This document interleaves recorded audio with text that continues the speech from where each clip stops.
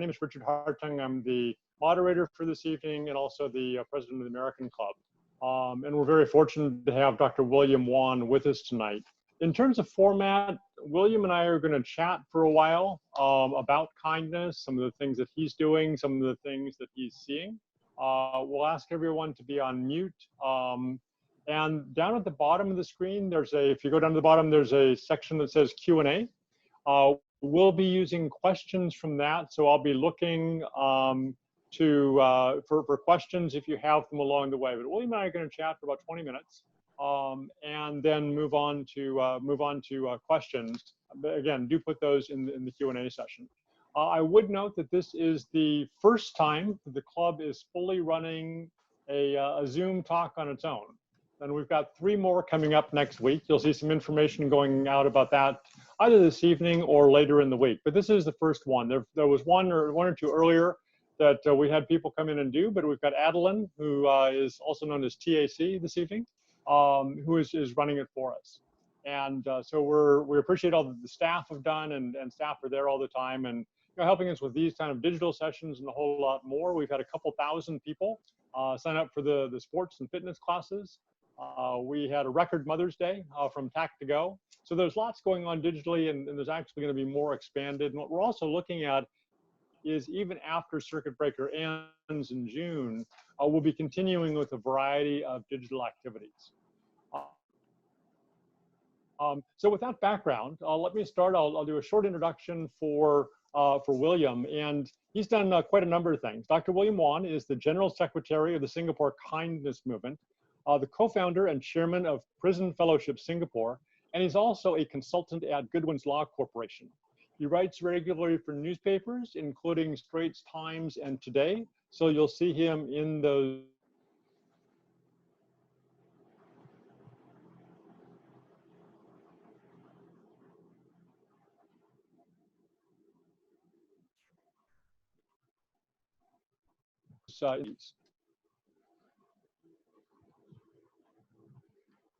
during his time in Canada, he was so a variety of experience in there. He also was pastoring a church and earning graduate degrees from Regent College in Vancouver, Carleton University in Ottawa, Queen's University in Kingston, and got a PhD from the University of Ottawa. He's working in law, and he joined the Singapore Kindness Movement as the General Secretary about 9 years ago. So let me just start by asking William to talk for a minute about what the Singapore Kindness Movement is. Me. First, I must say that I'm also a member of the American Club. I think that's important. I think we joined about the same time, 98, I think. Right? Yes. Yep. Okay, so it's what, 23 years or 22? Years. Yep. Wow, just in the club. Looks like from what you said, we become a virtual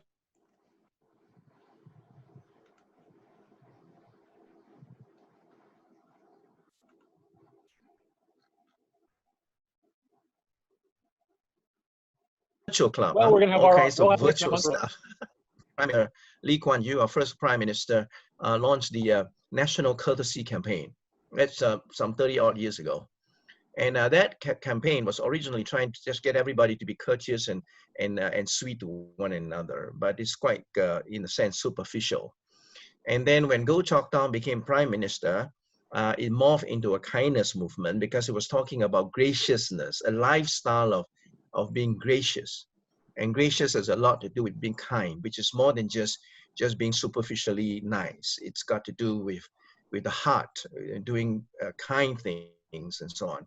And so we define kindness basically as other-centeredness, that when we are less self-centered, when we are thinking and looking out for others, we are considerate, we're thoughtful, we are appreciative, we're compassionate. That's all about kindness. And that's how it is. And for the last 21, now this is 23rd year. This is our 23rd year as a kindness movement. And before that, it was the National Courtesy Campaign. Excellent. Adeline, can I ask you to play one video? One of the things that the kindness movement does is, puts out a number of things and runs programs for corporations, puts out on social media a variety of videos. So there's one that's sort of entertaining and really touching. Evelyn, can you run that for us?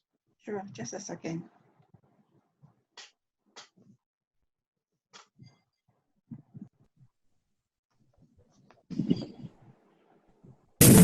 This is greatness. I believe success is everything.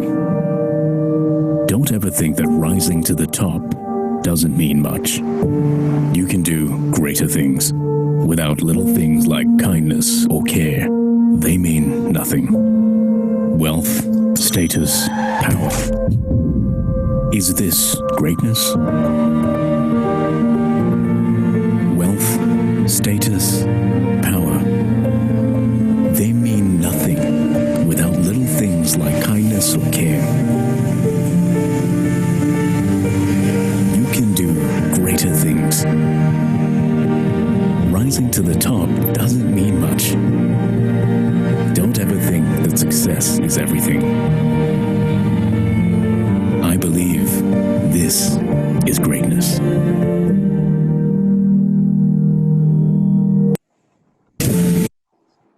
Nice, thank you. Yeah, so one of the things we hear sometimes is, nice guys finish last, and it can be really hard to be kind at times, even though we know it's good to be kind. So why is it so important to be kind? And what do you see in terms of the balance between, just like we saw, being successful and being kind? Do they meld together? Well, I'd like you to just take a moment and just imagine a world where we don't talk to each other, we ignore each other, where we don't say thank you to each other, where we don't smile at each other. That's unkind. That's not a pleasant world. And so the kindness movement is here to remind us that there is a better world. There is a greater self within ourselves that we can unlock and let it be, so that we can be a more other-centered person, thinking about it, so that we make life pleasant for all. So we foster kindness in that sense. Why is it important? Because it's good for us. It's good for me as a person, because there's been research done over the years by the Americans, the British, the Japanese, that there's a correlation between kindness and happiness. There is a positive feedback loop. If you are kind, you are more likely to be happier. And when you're happy, you're more likely to be kind. And there's also studies to show that when you have great anxiety, depressive tendencies, for example, and if you stop just thinking about that, and you start thinking of the needs of others, if you can actually get yourself to do that, you actually can help yourself to overcome some of that anxiety. And we are also, chemically arranged, if you like. We have dopamine, we have endorphin, we have oxytocin. These are neurotransmitters in us, and they make us feel good, make us feel sociable, make us feel positive. And when we are kind, and just thinking about kindness, or accepting or receiving kindness, or doing an act of kindness, even a simple thing like a smile, a positive feeling, these things kicked in and we feel better. So for ourselves, kindness is wonderful. And as a result, we are also blessing others, with our positivity, with our goodness, and people feel that you make their day and they feel good about it. So it just got passed around. And that's what kindness is all about. That's why it is important for us and for society. Are there some people that you've seen that have been sort of role models for you in a sense of they're really kind and really successful? Yes. One of my professors, he became my professor during my last year in law school. In fact, he was instrumental in influencing me in starting a prison work, where I did one of my last papers in my law school here in Singapore on rehabilitation of inmates, and he taught me in the course on criminal administration of criminal law, that we should look at each individual inmate as a person and not just a digit. And that really helped me. And eventually I did some pro bono work and started this movement, which is still in existence. I'm still the chairman. His name is Professor Tommy Koh, and he is a member of our club. He and his wife used to eat by themselves almost every week. And everybody knows that Tommy is a very gracious ambassadorial person, a great diplomat, award-winning diplomat, and he's gracious, absolutely. One of my interns wrote to him without letting me know, and then and wanting to see him. And Tommy then wrote to me and said, look, this is an intern, could you please bring him along and I'll see him. An intern, okay? And he gave him an hour, treated him like a very important person, walked him to the lift, and just was to him what he would be to any diplomat visiting him. That's kindness. That's graciousness. Fantastic. Very good example. And yeah, when I hadn't really thought of it, but yeah, when I see Tommy Koh, it's I know he's very gracious virtually every time I see him. You know, one of the things that we hear with COVID-19 is people are obviously at home, but it can be harder to be kind. The levels of violence in homes has gone up. I talk to friends whose children are at home and they're struggling with taking care of the children and trying to be nice to the children, getting the children to be nice to each other. What are some of the things that you're seeing with changes in what's happened around COVID-19 or that you're hearing about from other people? And what are some of the impacts of the way people are treating each other, do you think? In Chinese, there is a two-character word for crisis, and it is a combination of crisis means a danger on the one hand, and opportunity. Any kind of crisis would bubble up, behaviors that are both, on the one hand, kind, and on the other hand, because of anxiety and stress and so on, can be rather unkind. I think it's all within us. The Be Greater campaign that you saw just now is about just thinking and reflecting on what kind of a person do we want to be. Because within us, there are two possibilities. We can respond and react to a situation one way, or we can do it another way. And so when we are home, we can then reflect and be very thankful, especially when you have little children going to school, how much you owe the teachers for taking care of your kids, and how much you should rise up and appreciate them rather than taking them for granted. Or if your spouse is a homemaker and you realize, how difficult it is for her to be home all the time and taking care of the kids and all that while you're working, and you can either become more appreciative of your spouse. I mean, it could be your husband or wife, because they are house husbands, and that's great. And then you begin to be appreciative that your other half is doing so much for the family, and you can appreciate them. Or you can start a quarrel because you got nothing better to do. I mean, it's really up to you. It's really up to you.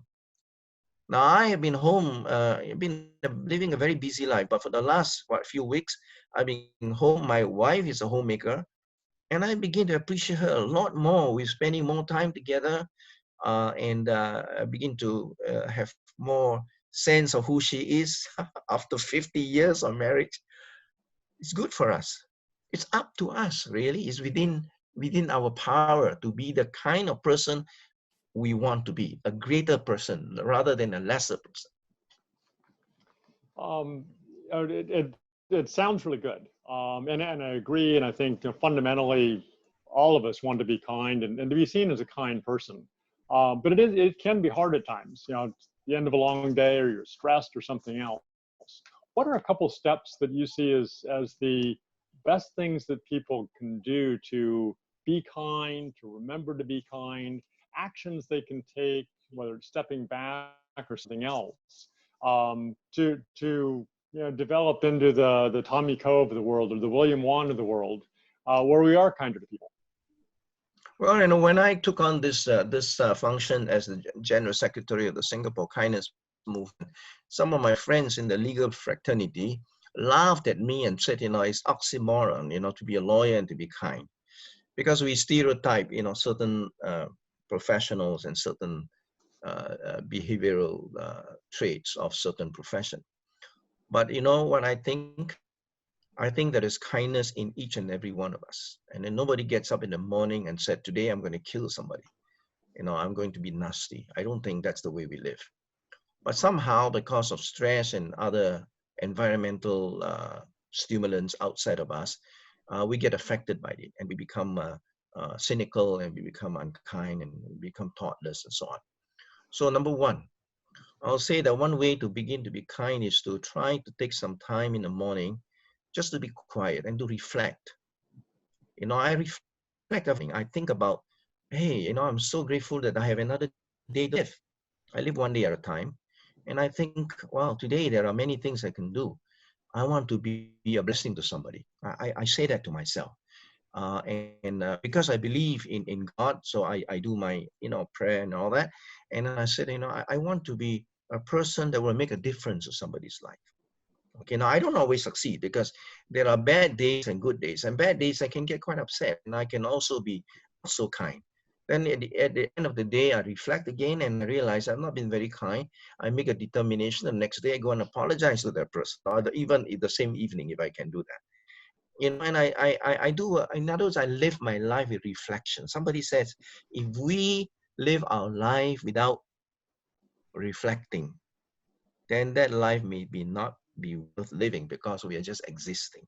So that's number one. I want to think about things. I want to reflect. And then the second thing is, every opportunity I have, I think to myself that, my smile, my handshake, my welcoming attitude can make a difference to somebody's life. So when I go to the club, I talk to the folks there who've been, serving us, and I want to know who they are. I talk to them for a moment. I thank them, make their day, makes my day too. And they serve me so much happier. Why not? So it's good for everybody. So I think of doing little things. It's not the big, Mother Teresa thing. It's not about saving the orphans and all that. It's about just being a nicer person, a more caring person every day, every minute. I think about that. Yeah. It become part of my life. It become a habit, That's what I can think about. Yeah. Yeah.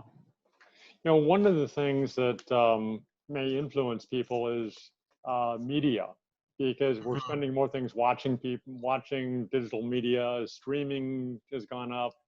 Any number of things has gone up.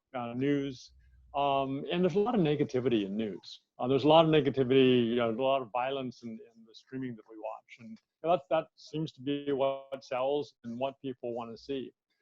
Is that having an influence in terms of how people act, do you think? And are there some things that we should look out for in what we're seeing, what we're watching, what we're reading?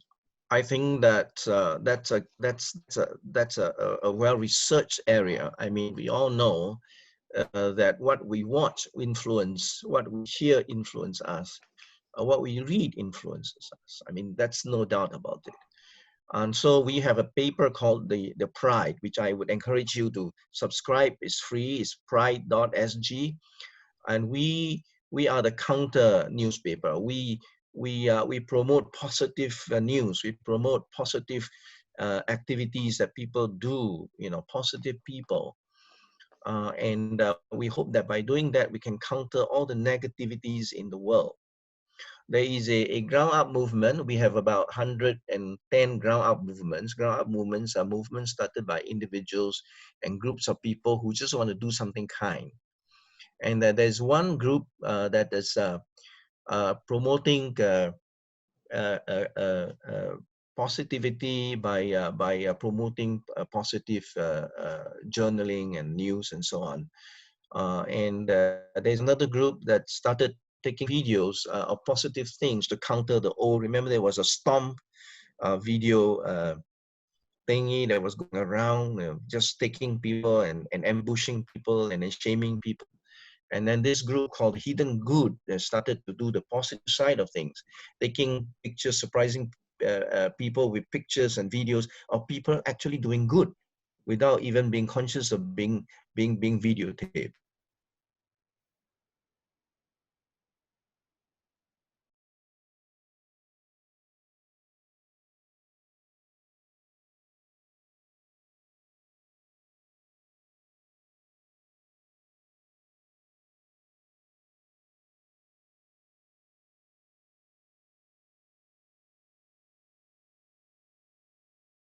I have conversations with them about the dangers of these things. We get fight and fights. What are some of the things that you use to calm down a bit, to sort of resolve the situation or step back?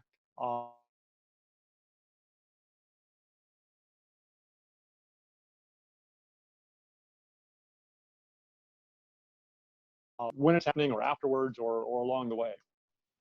If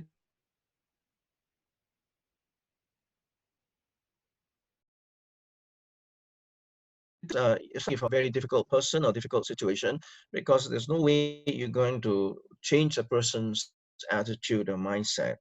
And the more you try, the harder it is. So sometimes you have to say, well, you know, there's nothing much I can do about it. But I think most people are not,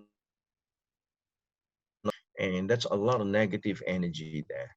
So, but I think that when we apply some positive energy to some of the people that we have offended, most people would be very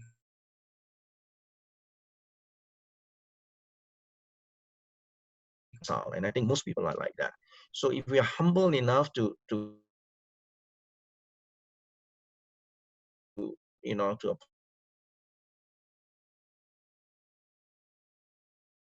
and you know, let's reset and so on, I think most people would be happy to do that.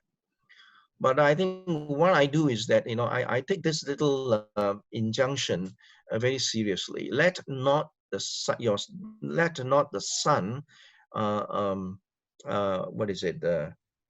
Let not the sun set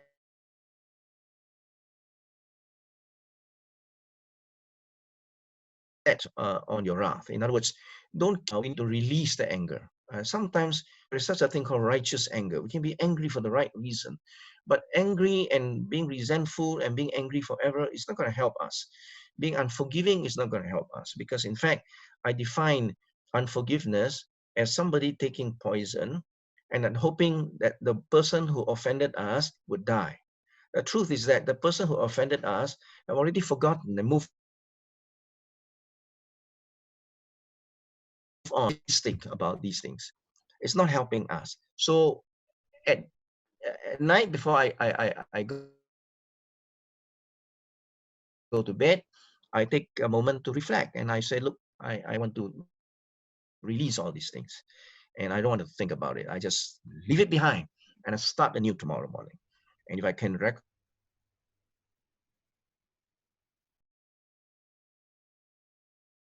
condition is in object, we have the power to let it go. Wonderful. We're starting to get questions in, and I'd invite anyone who has questions, please go ahead and type them into the Q&A at the bottom. And I'll try to ask as we go along. But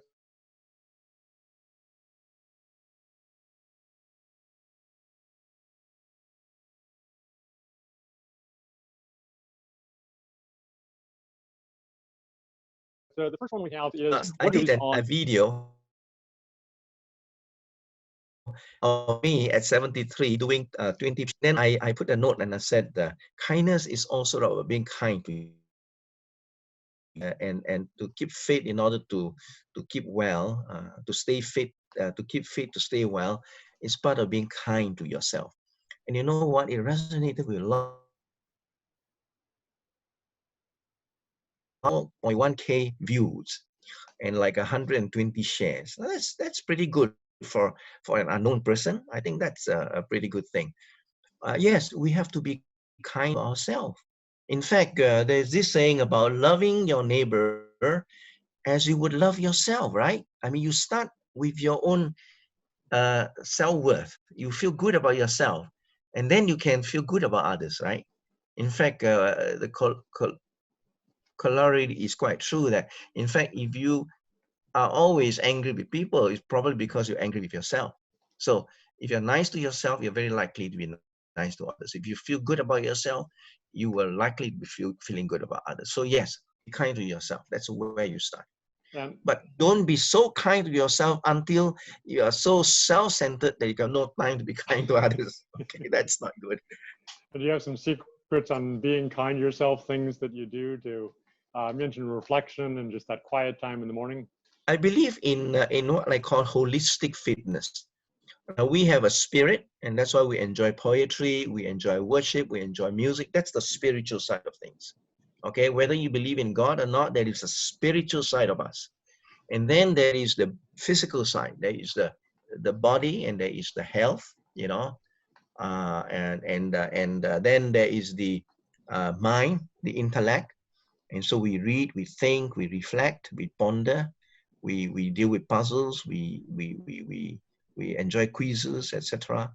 And then there is the emotion, how we feel about people, about things, and how we manage our feelings. So if we can manage all those four and keep them in balance, I think it will help. Yeah, because they influence each other. Wonderful. We have a couple questions. That's in my book too, by the way. I have this book called Through the Valley, The Art of Living and Living Well. In fact, we did a book club at the club some time ago. So it's in my book. Yeah, really, we got to live that way. Yeah. And you are a prolific author and have written, I think it's 10 books at this point. Yeah. There's a question is, what is your favorite book other than your own?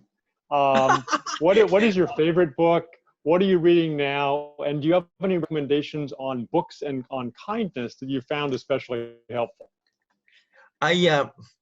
Okay, I hope this is not offending anyone. I really believe that everyone should have a faith and practice whatever you practice with passion, but be compassionate to those who may not practice the way you practice. So I'm a practicing Christian. So if you ask me, the book that I read a lot and regularly and daily is my Bible. I do read my Bible. That's number one. And then I have other books I read. I try to read, a book a week or 2 weeks if I'm too busy. And there's a whole lot of books I read. And the one that I'm reading that's really wonderful is Leadership in Kindness. It's quite a recent book. It's about how when you are a leader and you're kind, it does make a whole lot of difference. And there are a number of books, about kindness that's available as well. All you need to do is to Google. There's a whole series of books on kindness. It's becoming quite a buzzword these days. People are beginning to realize that kindness is not weakness. I was just on a forum about the compassionate leadership. Now, whatever way you name it, it is about the soft skill of leadership. It's not about control and command. It's about inspiring people and leading people by leading yourself first, and then inspiring people who then they will follow you. They follow you because they respect you, they're inspired by you, and they want to be like you. I think that's the best kind of leadership. One of the participants this evening says he has a book recommendation called The Hidden Genius of Kindness by Mark Bissell, which is coming out this summer. That asks the question, is kindness more powerful than we've ever imagined? Yes. Are you familiar with that? And how is kindness more powerful than we imagine? I'm not familiar with that book. Apparently that is just a book that is going to be released. It's not yet in the market, right? Right. Yeah, and as I said, there are a whole range of books on kindness now. Why is kindness powerful? Take a moment and you think of somebody that you admire right now. Is it Mother Teresa? Is it the South African president? Is it who do you admire? If you think about it, or even a religious leader, maybe Dalai Lama, who said his religion is kindness. Think of somebody you admire. Who would that be? A teacher, maybe a doctor? Inspiring person? And why are these people inspiring? Are they inspiring only because they have power, political power? Maybe that's one kind of admiration that you can give to people, but mostly, even if they're powerful and wealthy, it's also about their kindness, their compassion, their generosity, their investment in people's lives. Another question we have is, when interacting with other people, what are some effective ways to trigger or influence a kinder response from the other person, but from perhaps yourself as well, when it can be a difficult situation? And this probably comes up all the time. We all are in these difficult situations any number of times during the day. Smile. Smile is free. We all can smile. It's good for our muscles on the face too. Smile. Speak gently, softly. I remember phrases like a soft answer turns away wrath. That is true. The noise level the decibel rises when both are starting to scream at each other. If one of you just stop being calm and just be quiet for a moment, the other person will also calm down. And your body language, show warmth and acceptance and not rejection. And, I think that these are very simple things we can do, but we got to be very conscious of it, that we can actually make a difference just by the way we talk and smile and aware of people and respectful. Yeah. And say thank you a lot. Nice. And say please, and say please, and say excuse me. Yeah. There's a book called Everything I Know I Learned in Kindergarten by my art teacher. It became a fairly well-known book. But it's the say please, say thank you, hold hands, be nice. It's those basics that we learned when we were in K1, K2 that are so important. One of the things that's come up, a couple questions around the circuit breaker. And what is something surprising about yourself that you learned during the circuit breaker? And do you think Singaporeans will be kinder when the circuit breaker ends because they'll be so grateful for getting out? Or will it sort of trigger, everybody's just running out and doesn't really change anything? What do you think, what do you find about yourself, and what do you expect to happen? Well, the first thing I learned about myself is that actually, I am a lot busier than when there was no circuit breaker. There's a lot more things to do, and there are a lot more people wanting to find out the things from me because they know I'm home and it's easy for them to contact me, and so they will just call me and text me, and they know that so I make it a point to respond to people all the time. So I find myself busier than when there was no circuit breaker. So this is one of the surprising things. The second surprising thing is that I find that even though I'm a very active person, I will be out there meeting people and making deals for kindness movement, etc. That I'm just as good staying at home. I didn't just feel restless. I got to run out there and do things. I just felt that there is a season for everything. I got to do things differently, and so I just decided that I can still make the connections and all the stuff differently. I don't have to be out there. So that's good. Now, what will happen? I mean, there's been a lot of articles, especially these days, about post-circuit, a lot of speculation and so on. Would our society be the same? Would businesses be the same? Would people be the same? Well, it depends on people. Some people are not as aware, deeply aware of the seriousness of this pandemic, I think. Some people think it's a joke to be told to stay home. Some people think that wearing a mask is idiotic. Well, some of these people, there will always be a small number of people who, as they say in Chinese, until they see the coffin, they will not weep. There's a Chinese saying to that effect. Unless they see the casket, they will not weep. But I think for most of us, thoughtful people, reflective people, I think that we will have to expect change, and we will be the change that we want to see. For one thing, I think we need to be even more conscious of how interdependent we are. That every individual that we see around us, especially those who work in the blue-collar job, the cleaners, the construction workers, they are so important to us. And yet we have been guilty of treating them as invisible people, the service people. I think we should change our attitude. I'm going to change a lot more. I'm going to appreciate them even a lot more. I've been appreciating them, but I think we can appreciate them more. Yep. Absolutely. And that everybody is important. And I think the second thing is, I think for me, I am humbled by the fact that intelligent as I think I am, and good at doing things, and as a society we are pretty advanced, in the evolutionary journey, and yet it takes a little virus invisible to our eyes to bring us all to our knees. How great do you think we are?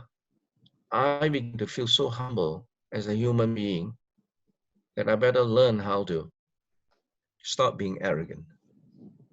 Yeah, that's a good That would perspective. help. That would help. Absolutely.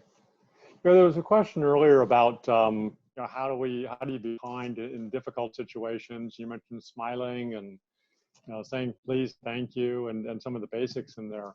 Are there a couple situations that come to mind where you've diffused a difficult situation, or you've struggled and things have turned out better by being kinder? Just one or two examples personally, if you don't mind my asking for personal examples of where those actions have made a difference and how you've dealt with the situation. I remember when I first came on board, one of the first things that happened was I started to write forum letters. I used to write a lot more in the early days because it gave free publicity to the kindness movement, for one thing. And there were fewer people writing about kindness. So in those days, I wrote a lot. But these days, a lot more people writing to the forum page. I remember one letter I wrote suggesting some things, and there was a guy who disagreed with me violently. And wrote me a letter, a very nasty letter, really giving me a earful. And what I did was, there was a phone number too. And what I did was I called him up and I invited him to have tea with me. And he came. And in about 15 seconds, he stopped and he said, you know what? I told my wife that in 15 seconds, if I think this guy is not authentic and not genuine, I will walk out. And he said, I'm still here because I think you're authentic, you're genuine. What an important lesson. We can disagree but we don't need to dissociate with people that we disagree with, as long as we do not have to be disagreeable, right? And I think we can always have a decent conversation and try to persuade one another to our different points of view, and which we open to change our mind. I told him that if I were wrong, if you can convince me, I would change my mind. And I hope that you will do the same. And we are still friends after all these years. And he has changed some of his views, and I have adapted some of my views because of him. So what does it say? It simply says that two human beings are gifted with communication, and we should use it properly. And when we begin to communicate and we get through to one another, we become better for it. We learn from one another. And let us not be prejudiced, meaning don't prejudge a person. Just because a person disagrees with you doesn't mean that that person is a bad person. Or that person is wrong, okay? I mean, wrong is all relative. It's wrong from my perspective because I think I'm right, but he may be right in other things. So I say, don't stereotype people, don't be prejudiced, be open to accept people for who they are, to request for a conversation, if possible, to meet face to face so we can talk rather than just email and letters and so on. It will help. Because when we see each other, we begin to feel, we can feel vibes, and that helps too. Because authenticity, genuineness, and sincerity will come through. And that's what people are looking for. Sure. You know, what are there some examples in the current situation that really stand out for you of people being kind? You know, we hear about, you know, there are all the essential workers, and there's the healthcare workers, and the grocery store, supermarket clerks, and electricians who are, you know, repairing, and, you know, a lot of different people around, even though most of us are at home. Are there stories you've heard that really stand out about people who've done a lot in the current situation that really say, oh, this is the type of person we want to have here? Yes, of course. In fact, every day I'm posting on Instagram, as we have started this movement with the Honor Singapore people, to post one kind of good act that I have heard of, or that has been received by me, or something that I have done. You know, so I've been doing it for what, about 2 weeks now. Yeah, there are many stories about kindness. Let me give you one example, very simple one. Now, this guy is a taxi driver. I have met him because he was one of the winners of the what we call the Kindness Award for public transport personnel, which is an annual award that's in conjunction with the Land Transport Authority and so on, and the Ministry of Transport. So we got to know each other. Now, you know, these days the cab drivers and the other public service have been in trouble, and they are not making the money, and the government has to give them subsidy and so on. And he parks his taxi not far from where I live. And he texted me and said, you know, I'm here most of every day because there are very few calls. And if you need anything at all, just give me a call, and you know, I will go and get it for you. And you don't have to pay me for it. You know, I'll be happy to do it for you. Wow, this guy he needs to make money, you know, and yet he would offer his service free to me. I mean, why would you want to do that, you know? Because he basically thinks of me as an older person. I'm 73, and he knows I'm not going to go out, and he just want to be helpful. Yeah. So it's a simple person like that do a kind thing to me. I have neighbors here who I got to know them. Of course, you know, I try to create this environment where we are neighbors by chance, but friends by choice. And then one day I discovered by accident that my neighbor and whole family has been quietly within the locked doors or closed doors, stitching masks, beautiful masks for the vulnerable older people in elder homes and nursing homes and so on for free. They are just doing it out of the goodness of their heart. And wow, I think that's amazing. So, you know, it's not about big things. It's a small little thing that people do. My neighbor, I have a couple of neighbors who are both doctors. And both of them, not just one, volunteered to take on extra time to serve on the front line with all this COVID testing and everything else. They volunteered, two of them together volunteered. Already they are working long hours within their own schedule, right? And they got two young kids, you know, at home. And so when I asked them, hey, doc, why are you doing that? They say, well, there are a few thousand of us doing that. I'm not exceptional. But I say you're exceptional because both of you, husband and wife, are doing it together. So there are many people doing kind things. Yeah, so it sounds like a lot of little kind moments, movements, actions that make the difference. That's really nice, really nice. Yeah. One questions we have is, how do we promote a culture of kindness within a community? So that could be the club, it could be our office, it could be your neighbors. How are there things that we can do to promote that atmosphere of kindness, that culture of kindness? It is multi-pronged. because we respond to different media. So in our kindness movement, we have social media, we've got newspapers, we got television interviews, radio interviews, we got, as I said earlier on, we've got about 110 ground up movements started by individuals like Raining Raincoats. You heard of Raining Raincoats, this Indian lawyer who is a new Singaporean now, as an in-house counsel, started Raining Raincoats, going out and giving raincoats to the construction workers, and came to us, and we curated this Raining Raincoat thing, and he's doing so well, just helping people. So yeah, and your question is about the culture of kindness in the community. The culture of kindness begins when we realize that we are essentially human beings,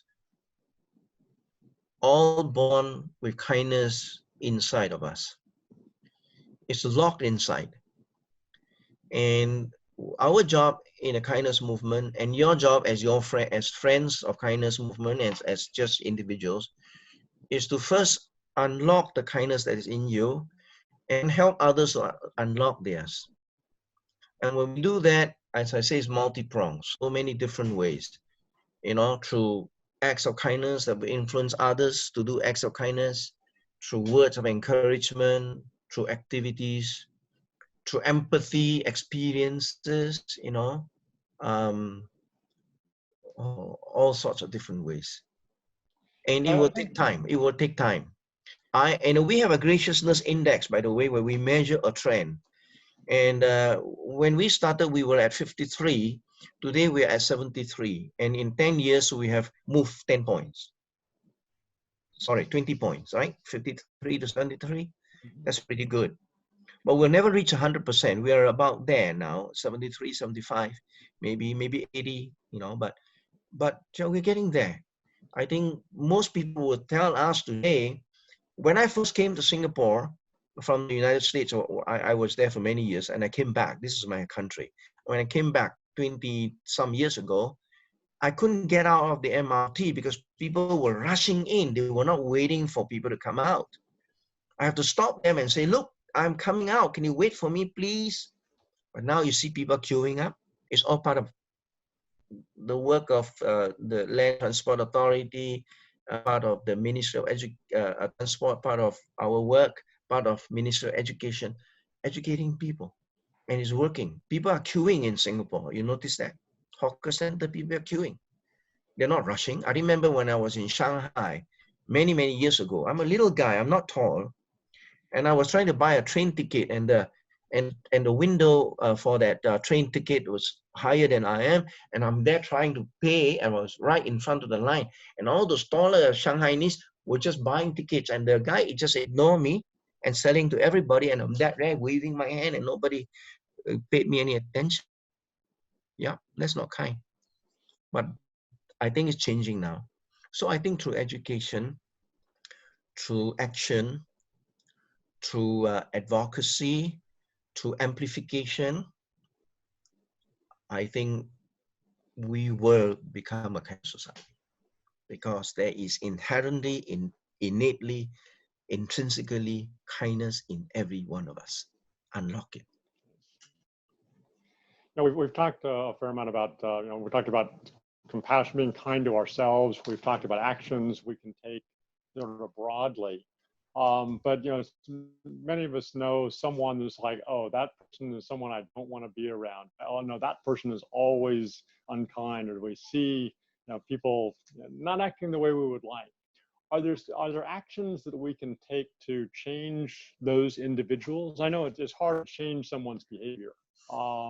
But if we see that kind of thing, are there suggestions you have of what we could do to help them be kinder? I'd say, you know, blame it on the other person, because it could be that, you know, I'm the one. But are there actions you can see taking to, if you know someone that you think needs help?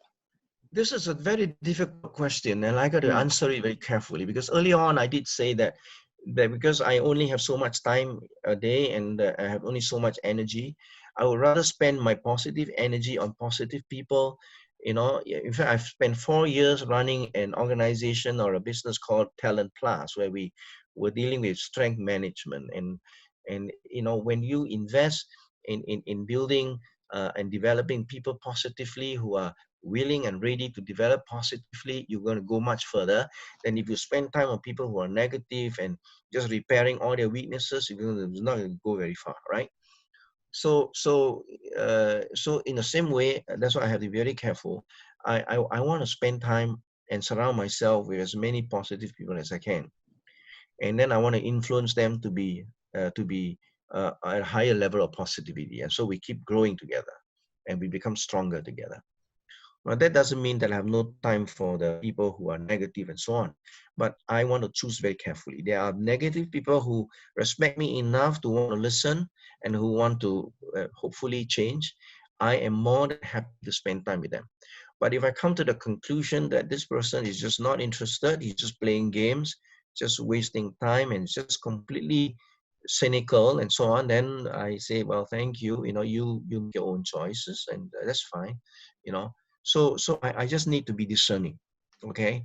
Now I have a few friends who started out very negative, even with the things that we do, but because I know they sincerely are genuinely, respectful and would listen, even though they would not always accept what I say, but they are willing to listen. I spend time with them, and I have seen changes in some of them. And there are people where I have basically, you know, so to speak, dust, your shoes and said, well, maybe I can't do very much with this guy. Maybe somebody else can. Okay. So, you know, it's about, yeah, we got to make choices based on our discernment. Yeah. Nice. The couple questions on how can we contact Dr. Wan? What is your Instagram name? I don't want you to be inundated, but I think people do want to potentially follow up. And you know, you're in the club reasonably often, so they can see you there, of Yeah, course. I'm in a club. But in between, are there other ways to get in touch? Well, I tell you what. First, let me give you my email address. My email address is simply William_Wan as in WAN at kindness.sg. That's all. At kindness.sg. William_Wan at kindness.sg. And if you send me an email, I'll be very happy to make contact with you, give you my mobile number and everything else. My mobile number is 966-23253. 966-23253. If you're interested in the kindness movement, you just Google kindness.sg and you come to our website, you find everything there, kindness.sg. Okay. Now I go to the club regularly when it was open with my wife, and I made some friends. I'm not active in the club, unfortunately. I used to go to the gym in the early days, but I have my own gym at home now, so I do my workout at home, and so I don't go to the gym as much. But I go and eat there, and yeah. So if you see me, come and say hi that you were here at this forum, or whatever we call this, Zoom thing. I'll be very happy to get to know you. Yeah, one of the interesting things for me, one of the things that the kindness movement did is they have the makan with your neighbors. Yes. And I actually took that up and invited people over just for wine and cheese at our place. Yeah. And people hadn't met, and it turns out two of our neighbors have children that are about the same age. They didn't know each other. And so that you mentioned sharing a meal, but it's just whether it's with your neighbors or seeing you at the club or other places, that can be a really, really good way to do things. Right. It's the Let's Makan thing. It's called the Let's. It's only on a website. And then we also have another one called an extra chair. So if you're celebrating Thanksgiving or Christmas, don't just have your own family. Maybe you can consider inviting someone that you're met, but you don't know that person that well, or some total stranger. In fact, an extra chair, we're encouraging, and this is a bit dangerous because we don't know who we're inviting, but we have to screen them very carefully first. Okay, go through us, and then we will pass them to you, and you can decide. Invite a total stranger and make that person your guest for that particular meal. But we will do the screening, so making sure that it's a safe bet. Okay, Yeah, and it's been working very well. Yeah, so we have this tagline: we are neighbors by chance, but we can be friends by choice. How true, isn't it? I mean, we Nice. didn't pick our neighbors because we know them, but we know them because they become our neighbors. So, and oh, by the way, I have one thing to say about the American club. I mean, many of you are transient. You work here for a few years. The club is your second home. I understand that. I live in Washington D.C. area in Potomac, Maryland, for many years. I live in Ottawa for many years, so I know what it is like to be away from home. And you make your own home. You then gather among yourself, fellow Americans, fellow Canadians, and that's all good and dandy. But please do not forget that best way to really learn to enjoy Singapore is also to get to know some local people and embrace them and become friends. And you know, I have many friends who are Americans and Canadians that we are still on the phone today because we reach out to one another. So don't just make this into a holy huddle, into a, what's the other word for it? A ghetto of the Americans. Reach out to local people and make friends with them. You'll enjoy them, and your experience in Singapore, whatever number of years, is be richer because of that. Fantastic.